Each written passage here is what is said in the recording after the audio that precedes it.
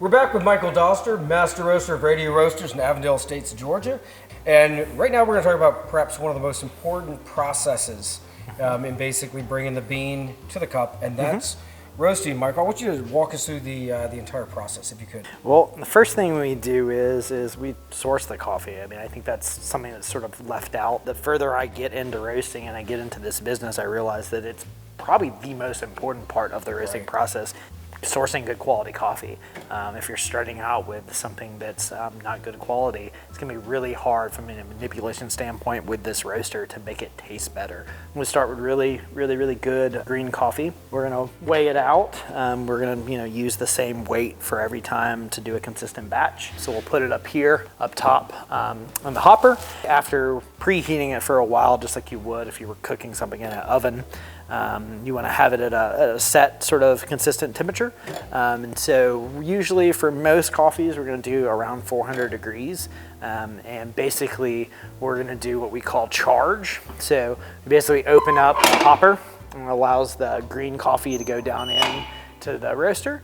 And then it's going to start roasting. So basically as soon as you charge the coffee into the machine, it's going to start that process. It's basically turning.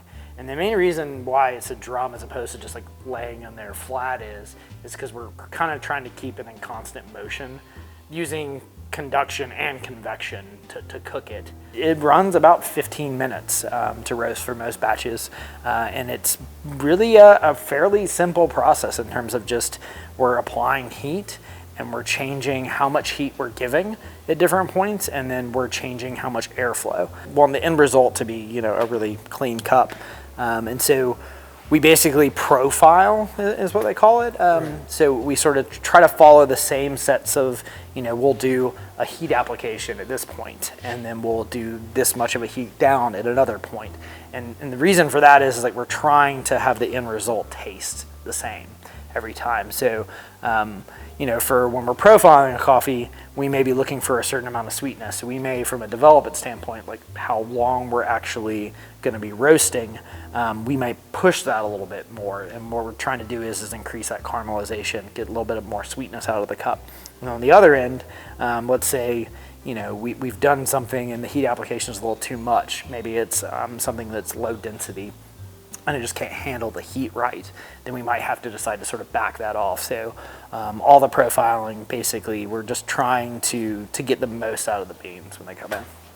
Very cool. It's actually really neat to watch the graph on your computer. This is it's a pretty high-tech way of roasting coffee. And, for sure. Many of the old school coffee roasters are, just doing it by, sensory evaluation, touch and feel, pulling out beans from time to time, smelling them, seeing how far they are.